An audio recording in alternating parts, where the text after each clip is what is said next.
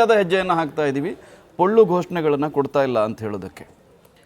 ಯಾವ ಕ್ಷೇತ್ರಕ್ಕೆ ನಿಜವಾದಂತಹ ಒತ್ತು ಸಿಗಬೇಕಿತ್ತೋ ಅದನ್ನು ಅತ್ಯಂತ ವೈಜ್ಞಾನಿಕವಾಗಿ ಮತ್ತು ಆಳವಾಗಿ ತಲಸ್ಪರ್ಶಿಯಾಗಿ ಈ ಬಜೆಟ್ನಲ್ಲಿ ಉಲ್ಲೇಖ ಮಾಡಿದ್ದಾರೆ ಅನ್ನೋದನ್ನು, ಮೊದಲನೇದು ಕೃಷಿ, ಎರಡನೇದು ಜನಸಾಮಾನ್ಯರು. ಕೃಷಿಯಲ್ಲೂ ಕೂಡ ಬೈಫರ್ಕೇಷನನ್ನು ಮಾಡಿದ್ದಾರೆ.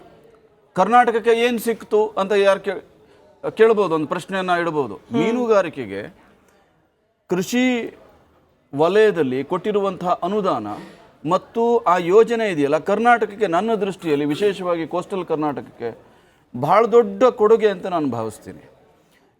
ಎಲ್ಲ ಉದಾಹರಣೆಗೆ ಹತ್ತಿ ಬೆಳೆ, ಮೀನುಗಾರಿಕೆ, ಈ ರೀತಿ ಶಿಪ್ಪಿಂಗಿಗೆ ಬಹುಶಃ ಅದರಲ್ಲೂ ಕರ್ನಾಟಕಕ್ಕೆ ಭಾಳ ದೊಡ್ಡ ಬೆನಿಫಿಟ್ ಅಂತ ನಾನು ಭಾವಿಸ್ತೀನಿ. ನೀವು ಬಿಹಾರಕ್ಕೆ ಒಂದು ಆಹಾರ ಸಂಸ್ಕರಣಾ ಕೇಂದ್ರ ಕೊಟ್ಬಿಟ್ರು, ಬಿಹಾರಕ್ಕೆ ಒಂದು IITಯನ್ನು ಕೊಟ್ಟರು, ಅಥವಾ ಬಿಹಾರಕ್ಕೆ ಇನ್ನೇನೋ ಕೊಟ್ಟರು ಅಂದ ತಕ್ಷಣ ಆ ಮೂರು ಯೋಜನೆ ಬಿಹಾರ ಅಂತ ಹೇಳಿದಾಗ ನಮಗೆ ಬರುತ್ತೆ. ಇಂಡೈರೆಕ್ಟ್ಲಿ ನೂರಾರು ಬೆನಿಫಿಟ್ಗಳು ನಮ್ಮ ರಾಜ್ಯಕ್ಕೆ ಆಗ್ತಾ ಇದೆಯಲ್ಲ. ಟೂರಿಸಂ ಉದಾಹರಣೆಗೆ ಹೋಮ್ ಸ್ಟೇ ಅಂತ ಸ್ಮಾಲ್ ಅಂಶವನ್ನು ಕೂಡ ಮುದ್ರಾ ಲೋನ್ ಅಡಿಯಲ್ಲಿ ತಂದಿರುವಂಥದ್ದು ಕರ್ನಾಟಕಕ್ಕೆ ಬಹುಶಃ ಇದರಲ್ಲಿ ಭಾಳ ದೊಡ್ಡ ಲಾಭ ಆಗಿದೆ ಅಂತ. ಯಾವೊಬ್ಬ ಬೀದಿ ಬದಿಯ ವ್ಯಾಪಾರಿಯನ್ನು ಬಿಡಲಿಲ್ಲ. ಘೋಷಣೆ, ನಾವು ಬಡವರ ಕಲ್ಯಾಣ ಮಾಡ್ತೀವಿ, ನಾವು ಬಡವರ ಪರವಾಗಿದ್ದೀವಿ ಅಂತ. ಬಡವರಿಗೆ ನಾವು ಲೋನ್ ಕೊಡ್ತೀವಿ, ಬೀದಿ ಬದಿ ವ್ಯಾಪಾರಿಗಳಿಗೆ ಲೋನ್ ಕೊಡ್ತೀವಿ ಅಂದರೆ ಅಡ್ರೆಸ್ ಕೂಡ ಇರಲ್ಲ ಅವರಿಗೆ, ಘೋಷಣೆಯಲ್ಲಿ ಉಳ್ಕೊಳ್ಳುತ್ತೆ. ಆದರೆ ಈ ಬಾರಿ ಕ್ರೆಡಿಟ್ ಕಾರ್ಡನ್ನು ಕೊಡೋದ್ರ ಮೂಲಕ ಅತ್ಯಂತ ವ್ಯವಸ್ಥಿತವಾಗಿ ಬೀದಿ ಬದಿಯ ವ್ಯಾಪಾರಿಗಳಿಗೆ ನೇರವಾಗಿ ಇನ್ನೊಂದು ರೂಪದ ಅದು DBT, ಅದು ಇನ್ಯಾರೋ ಅದನ್ನು ಮಿಸ್ಯೂಸ್ ಮಾಡ್ಕೊಳ್ಳೋಕೆ ಸಾಧ್ಯ ಇಲ್ಲ. ಸೊ ಆ ರೀತಿ ವೈಜ್ಞಾನಿಕವಾಗಿ ಅಡ್ರೆಸ್ ಮಾಡ್ತಕ್ಕಂಥ ಕೆಲಸವನ್ನು ಮಾಡಿದ್ದಾರೆ ಅಂತ. ಸ್ಟಾರ್ಟಪ್ಗಳು ಬರೀ MSME ಮಾತ್ರ ಅಲ್ಲ, MSMEಗೆ ನಿರೀಕ್ಷೆಗೂ ಮೀರಿ ಎಕ್ಸ್ಪೋರ್ಟ್ ಮಾಡೋದಕ್ಕೆ ಅನುದಾನವನ್ನು ಹೆಚ್ಚಳ ಕೊಟ್ಟಿದ್ದಿರ್ಬೋದು, ಸ್ಟಾರ್ಟಪ್ಗಳಿಗೆ ಹೆಚ್ಚಿನ ಅನುದಾನದ ಸಹಾಯಧನದ ಮೊತ್ತವನ್ನು ಹೆಚ್ಚಿಸಿದಿರಬಹುದು, ವಿದೇಶದಿಂದ ಭಾರತಕ್ಕೆ ಬರುವಂಥ ಹಣದ ಮೇಲೆ ತೆರಿಗೆಯ ವಿನಾಯಿತಿಯನ್ನು ಹೆಚ್ಚಿಸಿದಿರಬಹುದು. ಇದೆಲ್ಲವೂ ಪ್ರತ್ಯಕ್ಷವಾಗಿ ಪರೋಕ್ಷವಾಗಿ ಲಾಭ ಆಗ್ತಕ್ಕಂಥದ್ದು. ಅದಕ್ಕೂ ಮೀರಿದ್ದು ಅಂಗನವಾಡಿ ಅಂತ ಹೇಳಿದ್ರು. ಅಂಗನವಾಡಿ ಪೌಷ್ಟಿಕತೆ ಅಂದರೆ ಬಡ ಮಕ್ಕಳ ಪೌಷ್ಟಿಕತೆಯನ್ನು ಹೆಚ್ಚು ಮಾಡೋದಕ್ಕೆ ಅನುದಾನವನ್ನು ಕೊಟ್ಟಿದ್ದು, ಯೋಜನೆಯನ್ನು ಕೊಟ್ಟಿದ್ದು. ಅದರ ಜೊತೆಗೆ ಮೆಡಿಕಲ್ ಎಜುಕೇಷನ್, ನಮಗೆ 75,000 ಮೆಡಿಕಲ್ ಸೀಟ್ಗಳನ್ನು ಎನ್ಹ್ಯಾನ್ಸ್ ಮಾಡೋದ್ರ ಮೂಲಕ 130% ಟೋಟಲ್ ಪ್ರಮಾಣವನ್ನು ಹಿಗ್ಸಿದ್ದಾರೆ. ಇದು ನಾನು ಯಾಕೆ ಇದು ಸರ್ವಸ್ಪರ್ಶಿ ಅಂತ ಇದು ಭಾಷಣದಲ್ಲಿ ಅಲ್ಲ, ಇದು ಪ್ರಾಕ್ಟಿಕಲ್ ಆದಂಥ ಬಜೆಟ್ಟು. ಯಾವ ಕ್ಷೇತ್ರವನ್ನು ಬಿಟ್ಟಿಲ್ಲ ಮತ್ತು ಯಾವ ಕ್ಷೇತ್ರದಲ್ಲೂ ಸೋರಿಕೆಗೆ ಅವಕಾಶವನ್ನು ಕೊಟ್ಟಿಲ್ಲ, ಸೈಂಟಿಫಿಕ್ ಆದಂತಹ ಇಂಪ್ಲಿಮೆಂಟೇಷನ್ಗೆ ಒತ್ತು ಕೊಟ್ಟಿದೆ ಅನ್ನುವ ಕಾರಣಕ್ಕೋಸ್ಕರ ನಾನು ಈ ಮಾತನ್ನು ಹೇಳಿದೆ. ನಮಗೇನು ಅನಿಸುತ್ತೆ, MSME ಕೊಟ್ಟಿಲ್ಲ, ತೆರಿಗೆ ಎಕ್ಸ್ಪ್ಯಾಂಡ್ ಮಾಡಬೇಕಿತ್ತು ಅಂತ. ಎಲ್ಲರೂ ಏನು ಅಂದ್ಕೊಂಡಿದ್ರು, 10 ಲಕ್ಷ ನಿರೀಕ್ಷೆ ಇತ್ತು, 10 ಲಕ್ಷ ಕೊಡಲ್ಲ, ಕೊಟ್ಟರೆ ಒಂದು 50,000 1 ಲಕ್ಷ ಹೆಚ್ಚಿಗೆ ತೆರಿಗೆ ವಿನಾಯಿತಿ ವ್ಯಾಪ್ತಿ ಕೊಡ್ಬೋದು ಅಂತ. ನಿರೀಕ್ಷೆಗೂ ಮೀರಿ 12 ಲಕ್ಷದವರೆಗೆ ತೆರಿಗೆ ವಿನಾಯಿತಿಗೆ ಅವಕಾಶವನ್ನು ಕೊಟ್ಟಿರೋದು ಬಹುಶಃ ಇದು ಒಂದು ಗೇಮ್ ಚೇಂಜರ್ ಅಂತ. ಯಾವಾಗಲೂ ಒಂದು ಬಜೆಟ್ ವಿಷಯದಲ್ಲಿ ಪರ್ಸ್ಪೆಕ್ಟಿವ್ ಹೇಗಿರುತ್ತೆ ಅಂದರೆ, ಈ ಬಜೆಟಲ್ಲಿ ಯಾವುದು ಅಗ್ಗ ಆಯಿತು, ಯಾವುದು ದುಬಾರಿ ಆಯಿತು ಅಷ್ಟಕ್ಕೆ ಮಾತ್ರ ನಾವು ಸೀಮಿತ ಆಗಿರ್ತಾ ಇದ್ವಿ. ಮತ್ತು ಯಾರು ಒಪಿನಿಯನ್ ಮೇಕರ್ಸ್ ಅಂತ ಇದ್ದಾರಲ್ಲ, ಕೃಷಿ, ಸರ್ಕಾರಿ ನೌಕರರು, ಮಧ್ಯಮ ವರ್ಗ, ಇವರು ಎಲ್ಲರನ್ನು ಪ್ರಾಕ್ಟಿಕಲ್ ಆಗಿ ಟಚ್ ಮಾಡಿದ್ದಾರೆ ಅಂತ. ಸೊ ಹಾಗಾಗಿ ಯಾರೂ ಕೂಡ ಇದೊಂದು ನಿಷ್ಪ್ರಯೋಜಕ ಬಜೆಟ್ಟು ಅಥವಾ ಇದರಿಂದ ಏನೂ ಆದ ಹೆಜ್ಜೆಯನ್ನು ಹಾಕ್ತಾ ಇದ್ದೀವಿ, ಪೊಳ್ಳು ಘೋಷಣೆಗಳನ್ನು ಕೊಡ್ತಾ ಇಲ್ಲ ಅಂತ ಹೇಳೋದಕ್ಕೆ.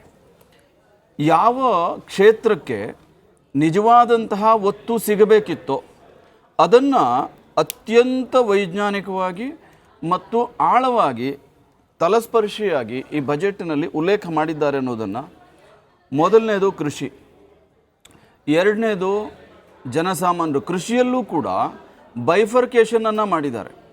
ಕರ್ನಾಟಕಕ್ಕೆ ಏನು ಸಿಕ್ತು ಅಂತ ಯಾರು ಕೇಳ್ಬೋದು, ಒಂದು ಪ್ರಶ್ನೆಯನ್ನು ಇಡ್ಬೋದು. ಮೀನುಗಾರಿಕೆಗೆ ಕೃಷಿ ವಲಯದಲ್ಲಿ ಕೊಟ್ಟಿರುವಂತಹ ಅನುದಾನ ಮತ್ತು ಆ ಯೋಜನೆ ಇದೆಯಲ್ಲ, ಕರ್ನಾಟಕಕ್ಕೆ ನನ್ನ ದೃಷ್ಟಿಯಲ್ಲಿ ವಿಶೇಷವಾಗಿ ಕೋಸ್ಟಲ್ ಕರ್ನಾಟಕಕ್ಕೆ ಭಾಳ ದೊಡ್ಡ ಕೊಡುಗೆ ಅಂತ ನಾನು ಭಾವಿಸ್ತೀನಿ. ಎಲ್ಲ ಉದಾಹರಣೆಗೆ ಹತ್ತಿ ಬೆಳೆ, ಮೀನುಗಾರಿಕೆ, ಈ ರೀತಿ ಶಿಪ್ಪಿಂಗಿಗೆ ಬಹುಶಃ ಅದರಲ್ಲೂ ಕರ್ನಾಟಕಕ್ಕೆ ಬಹಳ ದೊಡ್ಡ ಬೆನಿಫಿಟ್ ಅಂತ ನಾನು ಭಾವಿಸ್ತೀನಿ. ನೀವು ಬಿಹಾರಕ್ಕೆ ಒಂದು ಆಹಾರ ಸಂಸ್ಕರಣಾ ಕೇಂದ್ರ ಕೊಟ್ಬಿಟ್ರು, ಬಿಹಾರಕ್ಕೆ ಒಂದು IIT ಕೊಟ್ಟರು, ಅಥವಾ ಬಿಹಾರಕ್ಕೆ ಇನ್ನೇನೋ ಕೊಟ್ಟರು ಅಂದ ತಕ್ಷಣ ಆ 3 ಯೋಜನೆ ಬಿಹಾರ ಅಂತ ಹೇಳಿದಾಗ ನಮಗೆ ಬರುತ್ತೆ. ಇಂಡೈರೆಕ್ಟ್ಲಿ ನೂರಾರು ಬೆನಿಫಿಟ್ಗಳು ನಮ್ಮ ರಾಜ್ಯಕ್ಕೆ ಆಗ್ತಾ ಇದೆಯಲ್ಲ. ಟೂರಿಸಂ ಉದಾಹರಣೆಗೆ ಹೋಮ್ ಸ್ಟೇ ಅಂತ ಸ್ಮಾಲ್ ಅಂಶವನ್ನು ಕೂಡ ಮುದ್ರಾ ಲೋನ್ ಅಡಿಯಲ್ಲಿ ತಂದಿರುವಂಥದ್ದು ಕರ್ನಾಟಕಕ್ಕೆ ಬಹುಶಃ ಇದರಲ್ಲಿ ಬಹಳ ದೊಡ್ಡ ಲಾಭ ಆಗಿದೆ ಅಂತ. ಯಾವೊಬ್ಬ ಬೀದಿ ಬದಿಯ ವ್ಯಾಪಾರಿಯನ್ನು ಬಿಡಲಿಲ್ಲ. ಘೋಷಣೆ, ನಾವು ಬಡವರ ಕಲ್ಯಾಣ ಮಾಡ್ತೀವಿ, ನಾವು ಬಡವರ ಪರವಾಗಿದ್ದೀವಿ ಅಂತ. ಬಡವರಿಗೆ ನಾವು ಲೋನ್ ಕೊಡ್ತೀವಿ, ಬೀದಿ ಬದಿ ವ್ಯಾಪಾರಿಗಳಿಗೆ ಲೋನ್ ಕೊಡ್ತೀವಿ ಅಂದ್ರೆ ಅಡ್ರೆಸ್ ಕೂಡ ಇರಲ್ಲ ಅವರಿಗೆ, ಘೋಷಣೆಯಲ್ಲಿ ಉಳ್ಕೊಳ್ಳುತ್ತೆ. ಆದರೆ ಈ ಬಾರಿ ಕ್ರೆಡಿಟ್ ಕಾರ್ಡನ್ನು ಕೊಡೋದ್ರ ಮೂಲಕ ಅತ್ಯಂತ ವ್ಯವಸ್ಥಿತವಾಗಿ ಬೀದಿ ಬದಿಯ ವ್ಯಾಪಾರಿಗಳಿಗೆ ನೇರವಾಗಿ ಇನ್ನೊಂದು ರೂಪದ ಅದು DBT, ಅದು ಇನ್ಯಾರೋ ಅದನ್ನು ಮಿಸ್ಯೂಸ್ ಮಾಡ್ಕೊಳ್ಳೋಕೆ ಸಾಧ್ಯ ಇಲ್ಲ. ಸೊ ಆ ರೀತಿ ವೈಜ್ಞಾನಿಕವಾಗಿ ಅಡ್ರೆಸ್ ಮಾಡ್ತಕ್ಕಂಥ ಕೆಲಸವನ್ನು ಮಾಡಿದ್ದಾರೆ ಅಂತ. ಸ್ಟಾರ್ಟಪ್ಗಳು ಬರೀ MSME ಮಾತ್ರ ಅಲ್ಲ, MSMEಗೆ ನಿರೀಕ್ಷೆಗೂ ಮೀರಿ ಎಕ್ಸ್ಪೋರ್ಟ್ ಮಾಡೋದಕ್ಕೆ ಅನುದಾನವನ್ನು ಹೆಚ್ಚಳ ಕೊಟ್ಟಿದ್ದಿರ್ಬೋದು, ಸ್ಟಾರ್ಟಪ್ಗಳಿಗೆ ಹೆಚ್ಚಿನ ಅನುದಾನದ ಸಹಾಯಧನದ ಮೊತ್ತವನ್ನು ಹೆಚ್ಚಿದಿರಬಹುದು, ವಿದೇಶದಿಂದ ಭಾರತಕ್ಕೆ ಬರುವಂಥ ಹಣದ ಮೇಲೆ ತೆರಿಗೆಯ ವಿನಾಯಿತಿಯನ್ನು ಹೆಚ್ಚಿದಿರಬಹುದು. ಇದೆಲ್ಲವೂ ಪ್ರತ್ಯಕ್ಷವಾಗಿ ಪರೋಕ್ಷವಾಗಿ ಲಾಭ ಆಗ್ತಕ್ಕಂಥದ್ದು. ಅದಕ್ಕೂ ಮೀರಿದ್ದು ಅಂಗನವಾಡಿ ಅಂತ ಹೇಳಿದ್ರು. ಅಂಗನವಾಡಿ ಪೌಷ್ಟಿಕತೆ ಅಂದರೆ ಬಡ ಮಕ್ಕಳ ಪೌಷ್ಟಿಕತೆಯನ್ನು ಹೆಚ್ಚು ಮಾಡೋದಕ್ಕೆ ಅನುದಾನವನ್ನು ಕೊಟ್ಟಿದ್ದು, ಯೋಜನೆಯನ್ನು ಕೊಟ್ಟಿದ್ದು. ಅದರ ಜೊತೆಗೆ ಮೆಡಿಕಲ್ ಎಜುಕೇಷನ್, ನಮಗೆ 75,000 ಮೆಡಿಕಲ್ ಸೀಟ್ಗಳನ್ನು ಎನ್ಹ್ಯಾನ್ಸ್ ಮಾಡೋದ್ರ ಮೂಲಕ 130% ಟೋಟಲ್ ಪ್ರಮಾಣವನ್ನು ಹಿಗ್ಸಿದ್ದಾರೆ. ಇದು ನಾನು ಯಾಕೆ ಇದು ಸರ್ವಸ್ಪರ್ಶಿ ಅಂತ ಇದು ಭಾಷಣದಲ್ಲಿ ಅಲ್ಲ, ಇದು ಪ್ರಾಕ್ಟಿಕಲ್ ಆದಂಥ ಬಜೆಟ್ಟು.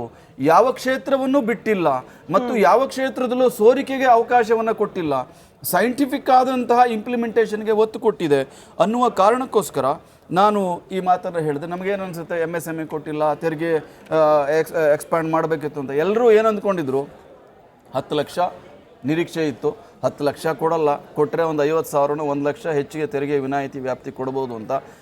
ನಿರೀಕ್ಷೆಗೂ ಮೀರಿ 12 ಲಕ್ಷದವರೆಗೆ ತೆರಿಗೆ ವಿನಾಯಿತಿಗೆ ಅವಕಾಶವನ್ನು ಕೊಟ್ಟಿರೋದು ಬಹುಶಃ ಇದು ಒಂದು ಗೇಮ್ ಚೇಂಜರ್ ಅಂತ.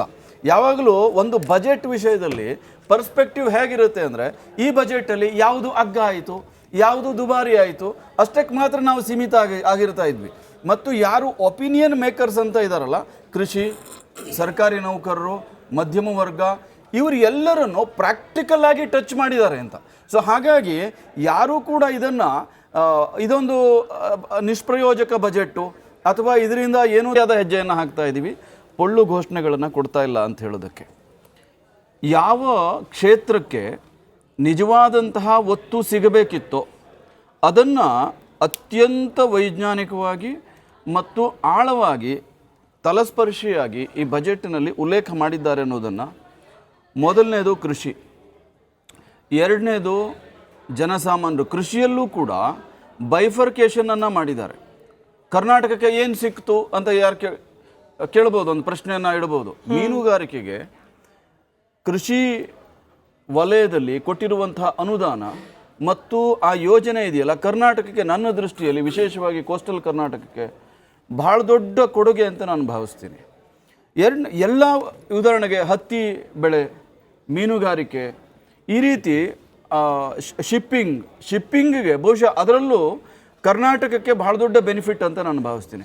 ನೀವು ಬಿಹಾರಕ್ಕೆ ಒಂದು ಆಹಾರ ಸಂಸ್ಕರಣಾ ಕೇಂದ್ರ ಕೊಟ್ಬಿಟ್ರು, ಬಿಹಾರಕ್ಕೆ ಒಂದು IIT ಕೊಟ್ಟರು, ಅಥವಾ ಬಿಹಾರಕ್ಕೆ ಇನ್ನೇನೋ ಕೊಟ್ಟರು ಅಂದ ತಕ್ಷಣ ಆ 3 ಯೋಜನೆ ಬಿಹಾರ ಅಂತ ಹೇಳಿದಾಗ ನಮಗೆ ಬರುತ್ತೆ.